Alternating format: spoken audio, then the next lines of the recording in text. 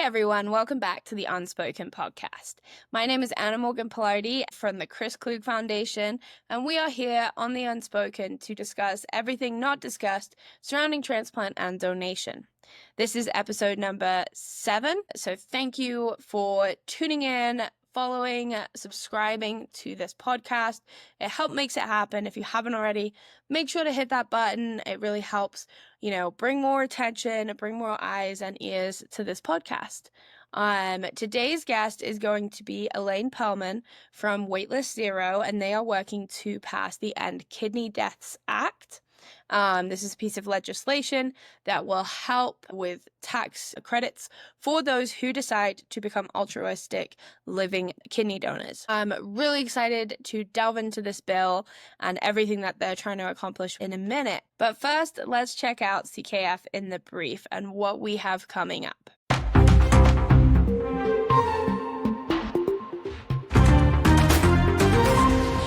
A big happy Pride Month to everybody. We are excited to celebrate Pride this month and educate those of the LGBTQIA community about registering as organ donors and making sure that they know the facts and have all the information to make an informed decision. Our Scout and Save program will be going live this summer as we aim to help 5,000 Girl Scouts get their organ, eye, and tissue donation awareness badges. So if you know a troop that would like to participate, we are providing a box with all of the educational materials, games, and activities that they will need to reach their badge and also the badges themselves. So you can check it out at the Chris Klug Foundation /Donut Dudes events. Following that, in July, we will also be hosting another blood drive. We host them bi-monthly in Aspen. If you haven't signed up and you are local to the area, make sure that you sign up today. There is always a need for blood and a blood shortage in the US. 4.5 million people will need a blood transfusion this year alone.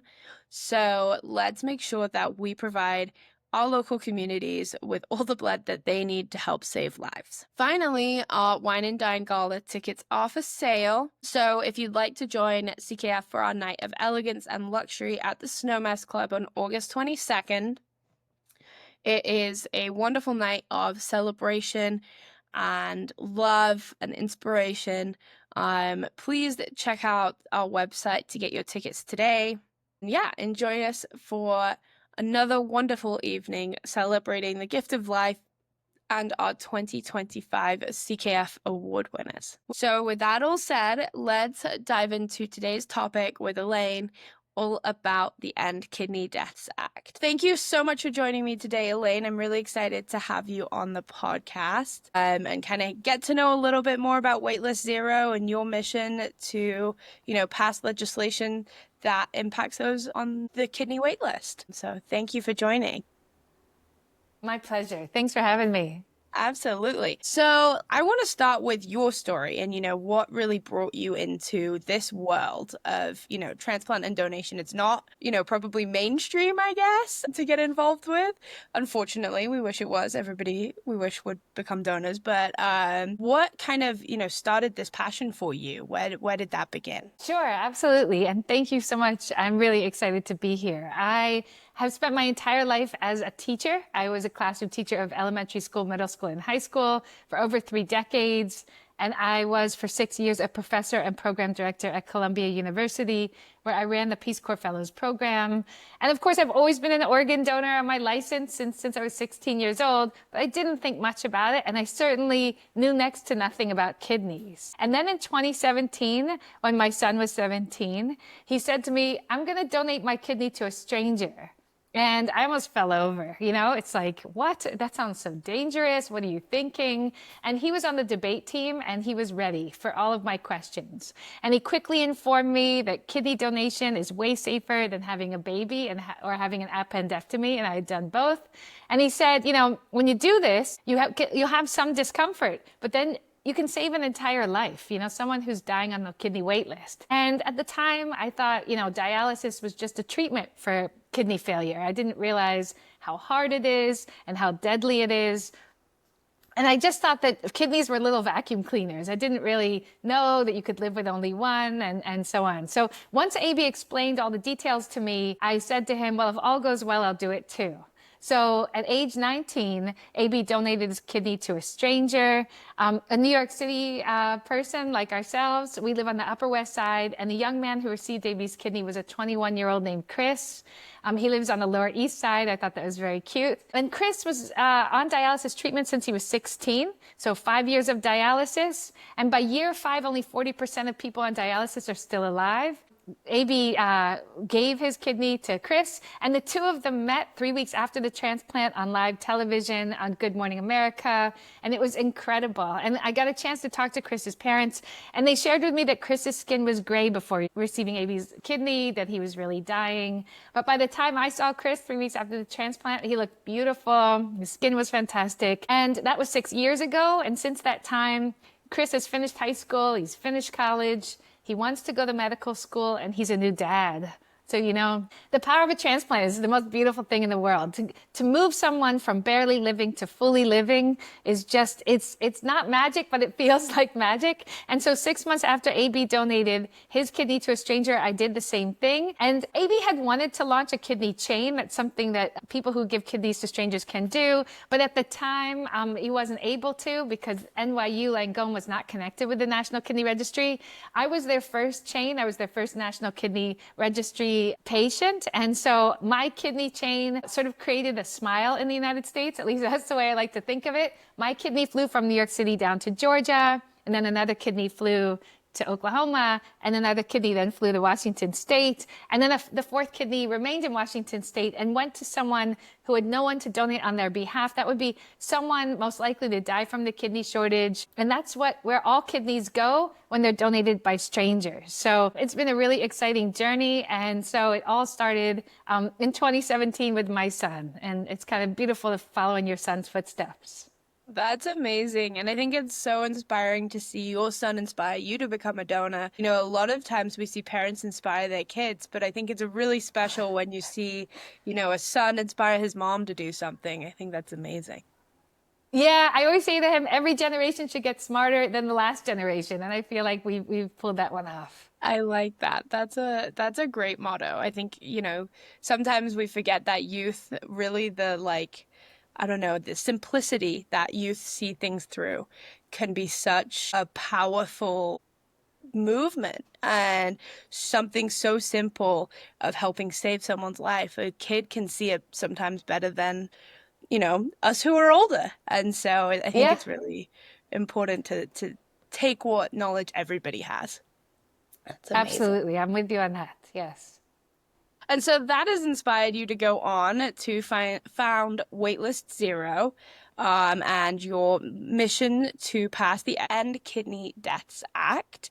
Can you talk a little bit about what that act is, what the goal of it is, what we're trying to get passed? Yeah, absolutely. So just to clarify, I was not the founder of Waitlist Zero. I'm the executive director. It was founded by two people who donated kidneys to strangers. Josh Morrison, who works with One Day Sooner, developing vaccines and vaccine trials for us to have a breadth of vaccine development. And then there's also Thomas Kelly, who is working in government now in Washington, D.C. And they founded Waitlist Zero, and I became the executive director in 2022. My first mission was to pass a law in New York State, the Living Donor Support Act. The bill passed unanimously, both chambers, and was signed by the governor of New York. Unfortunately, even though this happened in 2022, here we are in 2025 and the bill has still not been implemented. But the Department of Health, once they get their act together and actually put the bill in motion, will make New York the most generous state in the country for reimbursing the cost and lost wages of living organ donors' expenses. Once that bill passed, I turned my attention to Washington, D.C., and then I became the president of the Coalition to Modify the National Organ Transplant Act. That's a group of us who came together, who we all saved the lives of one stranger, and now we want to save all the lives. I think it's sort of addictive once you get into the life-saving business. And so we created the End Kidney Deaths Act, and the core group of us includes Ned Brooks, the founder of the National Kidney Donation Organization, Matt Harmody, a medical doctor who donated his kidney to a stranger. He was an ER doctor for many years, and his father unfortunately died on dialysis. And Cody Maynard, who also donated his kidney to a stranger. So the four of us came together. We formulated the End Kidney Deaths Act, and this legislation is a game changer. So it will provide for every American who donates a kidney to a stranger a refundable tax credit of $10,000 each year for 5 years, $50,000 in total.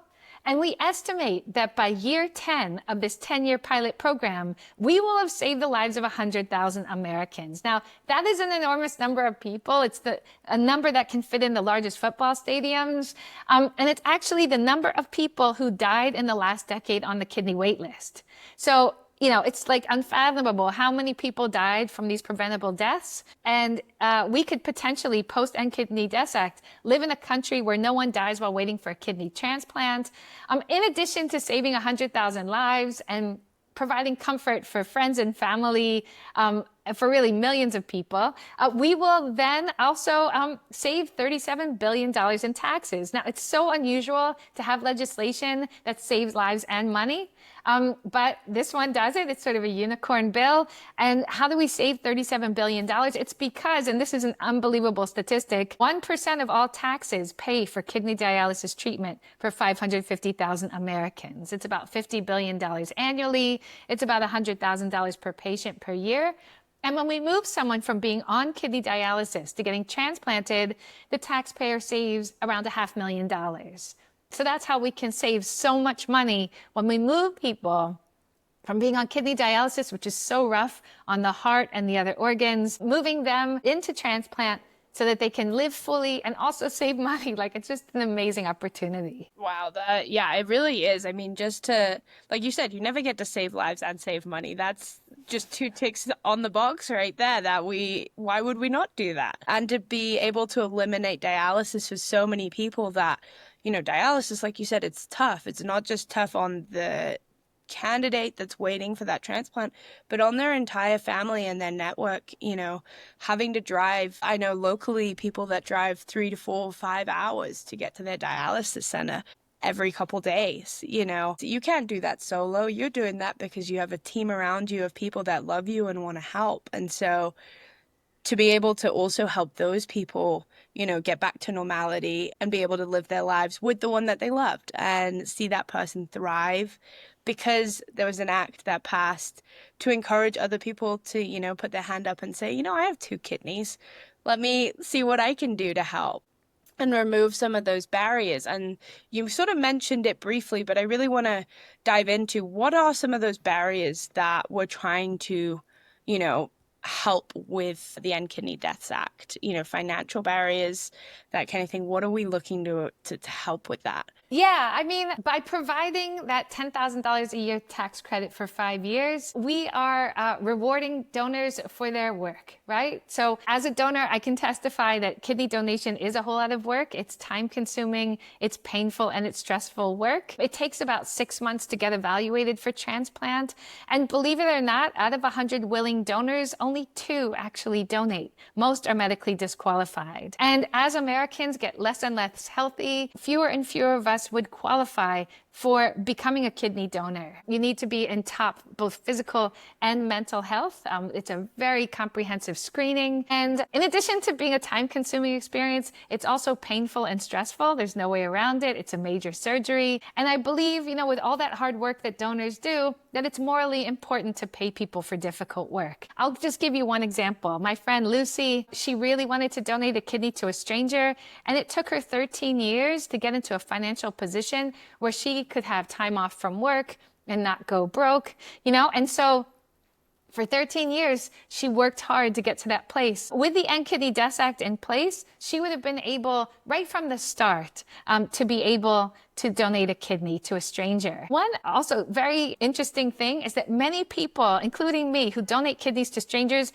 get a lot of pushback. Like, if you're donating your kidney to your mom or your brother, people understand it and they congratulate you for the bravery and compassion that you're displaying. But if you're donating to a stranger, some people get it right away, but many people think it's a bizarre and a terrible idea to put your own health at risk, even though living kidney donors live longer than the general population. And if you're getting approved, it's sort of the stamp of approval from the medical community to say you're not at risk of kidney failure. And in fact, living kidney donors live longer than the general population. Their stamp is a good one, right? But for many people, there's just they receive from their family less than happy responses. In my case, my mom was infuriated. My 3 siblings wouldn't talk to me for a while because they thought I'm putting myself in harm's way for what they thought was no good reason, right? If there had been a tax credit in place, those people who would have fought me on it perhaps would have said, okay, I get it. You can invest in a retirement account. You can fix your roof. You can do different things. It makes sense to me now. That's another advantage to having the tax credit. And also right now, most people who donate kidneys to strangers are on the wealthier side, right? Because it's something that you can do when you have a stable job and you can get the time off from that job. And you can, if you're going to have some expenses that aren't covered, you can afford them. And you don't have those kind of barriers in the way. This would make it much easier for people to be able to say yes to donation. But knowing that most people who say yes to no donation actually won't be allowed to donate because the medical community is very cautious, and I totally love it. They want to make sure that we won't be harmed in any way by the choice to donate. No, I think financially it's such a great opportunity to open that door to people, that, like you said, couldn't do it otherwise, to be able to sort of reimburse them. We do for a lot of other things, if you become a surrogate for somebody as, carrying a baby, you get reimbursed for that. So what's, the difference in being reimbursed if you say want to donate your kidney? So I think that's such a great way to look at it. And I think it's great to start with sort of a tax benefit. Like you said, I know we've spoken about this off the podcast, rather than starting with paying somebody, but with a tax, credit. I think that's a really great way to kind of start the ball rolling. Yeah, and we give tax credits to people who have children or buy homes. And so we could say, what, are we paying people who have children? No, we are rewarding them because that's a pro-social choice, right? We encourage people to engage in pro-social behavior with tax credits. You get a tax credit, a bigger tax credit if you adopt a child, purchase a home, purchase an electric vehicle, different ways that we reward people for making good choices. And I would argue that people who donate kidneys to strangers, that's just about the most pro-social thing you can do, right? So it's aligned with the tax credit system. And yeah, I think it's a really good method because some people have said, well, you don't want to make it so that somebody gets a gigantic amount of cash right at the start, because people who are desperate for money or those kind of things, they may be incentivized to do this thing that they actually don't really want to do. By making it so that you don't get the first $10,000 your donation, and then for the 4 subsequent years following, we have this method where you get the compensation slowly over time, and you can use it, any way you please. Just like the surgeon who's being paid gets the compensation and can use the money any way that they please. Yeah, that's amazing. Yeah, I mean, every other part of it is getting reimbursed or paid in some way. So, it's great to see the donor get really the one that's saving that life, making that decision to go into that operation room is getting reimbursed and supported too through their process.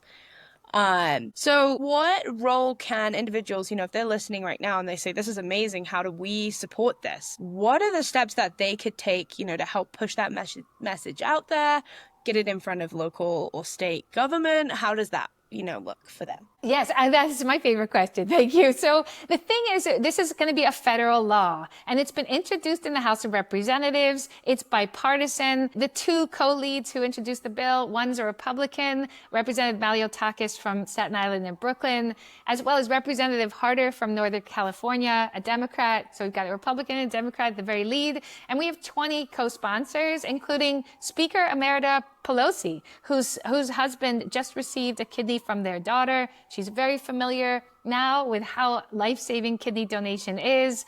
But we have bipartisan co-sponsors from around the country, but we only have 20, and I'd like to have about 200. We need to make this a priority. As we all know, there's so much going on in this country, and the congressional leaders are very distracted. But we need to get them to focus on the fact that we can save the lives of 100,000 people.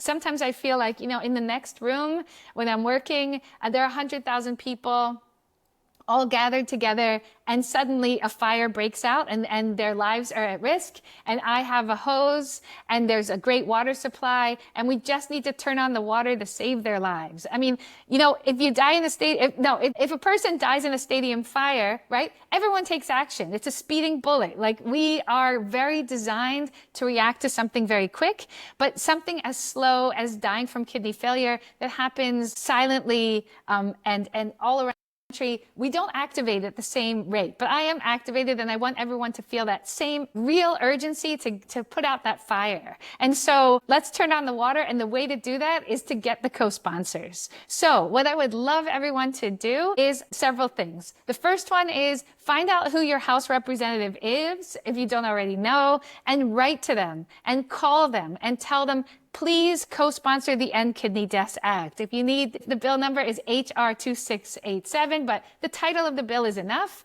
You call up the office, you write to the office, and you say, co-sponsor this legislation. And then you do it weekly until they actually do it. Because unfortunately, that's the way the system runs, asking once is not enough.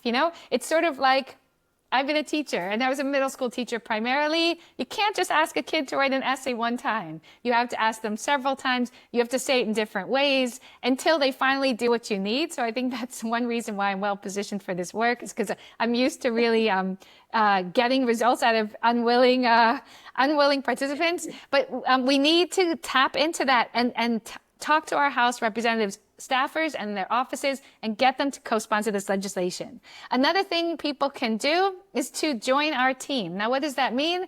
Go to endkidneydeathsact.org, click join the team, fill out the form, and then you will be invited to our monthly meetings and our updates. We're gearing up next week for the summer of co-sponsors, the summer of love to end the End Kidney Deaths Act. I'm not exactly sure what the title's going to be, but the idea is let's end the summer with 200 co-sponsors. Let's do what it takes. So what am I going to be doing? I'm going to go out with my sandwich board that says, help us pass the End Kidney Deaths Act, with a QR code to something we call the action button, so that people in the moment can just click on it, and that will very easily send a message to their senators and House representatives imploring them to co-sponsor the bill. I'm going to be in Times Square as much as I can, getting people from around the country to write to their leaders, because without co-sponsors, we are not going to be noticed, right? We have had articles written about us in the LA Times, the New York Times. We've had op-eds, about 20 of them around the country printed.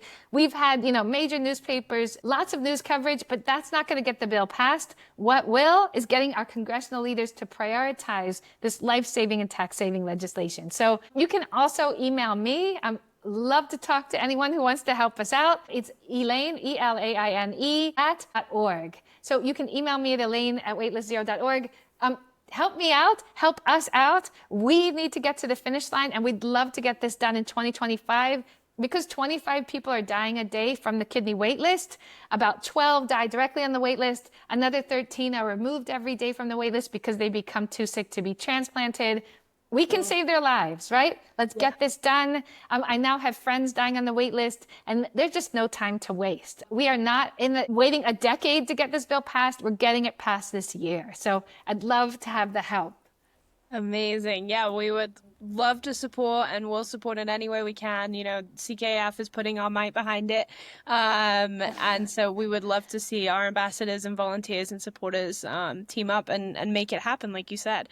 The best way to do that is more voices behind it and getting it in front of, your local representatives, your state representatives, and making sure that you're, bringing it up at every opportunity you can. Definitely. So, Elaine, I always leave everybody with one last little nugget from my guests, and that is, if you could leave them with one piece of advice or inspiration, what would that be for you? Whether it's somebody on the wait list currently, whether it's, somebody considering becoming a donor, what piece of, sort of inspiration would you leave them with? Well, I would just like to talk about this family that I know, the Collins family. They're a Gold Star family. Their son was killed as an active duty soldier in Iraq, and their surviving child, Joanna, is dying of kidney failure. 32 people have stepped forward to donate a kidney to her, and none were healthy enough. So, that is my plea to say, we need Altruism has not been enough for the last 25 years. We haven't had an increase in the number of living kidney donors in 25 years. Compensation is the answer. We have no shortage of surrogate mothers. We have no shortage of plasma donors. It's because we compensate. Once we begin compensating kidney donors, we're starting with only those who give kidneys to strangers. Then when we show it works well, we're going to advocate for all living organ donors to get the tax credit. We need to be able to solve this solvable problem, and what we need is energy. I've spoken with 530 congressional offices since last year. Everyone thinks the bill's a great idea. So everyone's been educated in Congress about what this bill is. Now we just need to push them to do the right thing, which is getting this bill to the finish line. So, we need to help out all of the people, the 90,000 Americans on the kidney wait list. Half of them will die without receiving a kidney unless we pass the End Kidney Deaths Act. Please come aboard, help us get this bill to the finish line, and I would just so appreciate any kind of support that you can provide. So thanks for this opportunity, Anna. It's always lovely to talk to you, and I'm just really excited to get the message out because quantity matters. We need more people to help us get this bill passed, and then we will have the greatest celebration of all time.